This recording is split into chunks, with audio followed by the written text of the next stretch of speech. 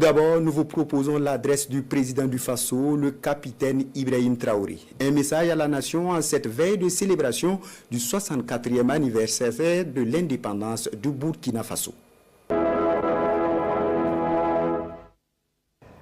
Camarades combattants pour la liberté, pour la souveraineté et l'indépendance réelle. C'est un immense plaisir aujourd'hui de prendre la parole à l'orée donc du 11 décembre, date qui consacre la fête de l'indépendance de notre chère patrie. Nous remercions Dieu d'être les artisans aujourd'hui de cette indépendance réelle.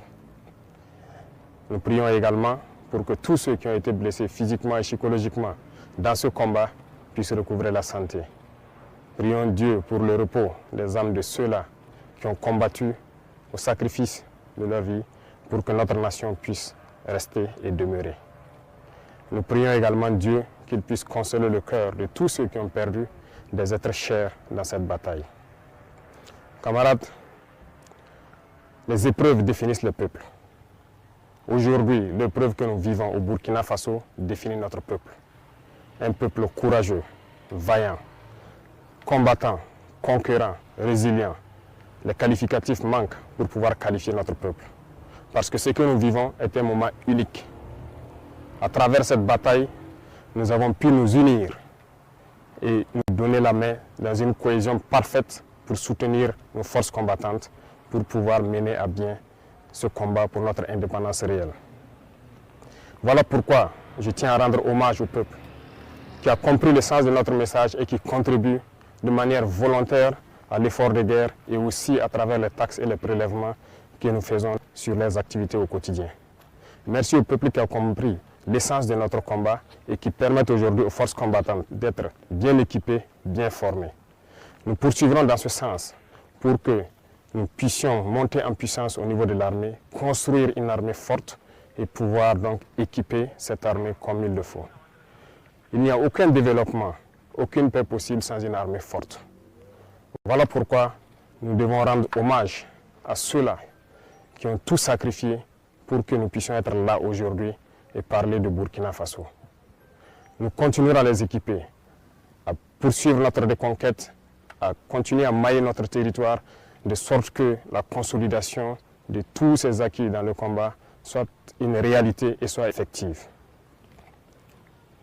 Camarades, il arrive des moments donc dans l'histoire d'un peuple que ces situations arrivent. Mais nous avons su au Burkina Faso nous unir et nous donner la main pour pouvoir vaincre l'ennemi. Les combattants aujourd'hui sont fiers et continueront leur mission pour recouvrer l'intégralité de notre territoire et pouvoir donner vie à notre nation. L'armée ira où elle doit aller pour sécuriser nos richesses, puisque c'est de ça qu'il s'agit. Nous sommes victimes de nos richesses. Ces richesses que les impérialistes veulent, coûte que coûte, reprendre en main et nous maintenir dans notre esclavage. Nous allons les sécuriser et dès à présent, tous les groupements sont instruits de reprendre les opérations de manière active. Au sol comme dans les airs, nous allons traquer ces ennemis de la nation jusqu'à leur dernier retranchement. Plusieurs opérations ont d'ores et déjà commencé et vont s'intensifier. Nous allons les poursuivre jusqu'à leur dernier retranchement et les éliminer jusqu'au dernier. La seule chose qui puisse prévaloir pour qu'ils puissent survivre, c'est qu'ils se rendent à nos différentes forces en déposant les armes et leur logistique. Le cas échéant, combattez-les jusqu'au dernier. Parce que le Burkina Faso n'abandonnera jamais. Le Burkina Faso n'abdiquera jamais. Le Burkina Faso va combattre. Nous sommes un peuple fier, combattant, guerrier et digne. Et nous continuerons dans ce sens. Tous ceux qui rêvent de voir le Burkina Faso à genoux pour espérer nous ramener dans l'esclavage doivent comprendre qu'ils ont échoué. Parce que ceux qui ont risqué leur vie hier nous ont instruits de continuer le combat jusqu'à notre liberté totale et notre indépendance. Voilà pourquoi je tiens à remercier tout un chacun, burkinabé de l'intérieur et de l'extérieur, qui continuent de contribuer à l'effort de guerre, de poursuivre leur démarche et que nos forces armées puissent atteindre le niveau que nous escomptons, sécuriser nos populations et nos terres.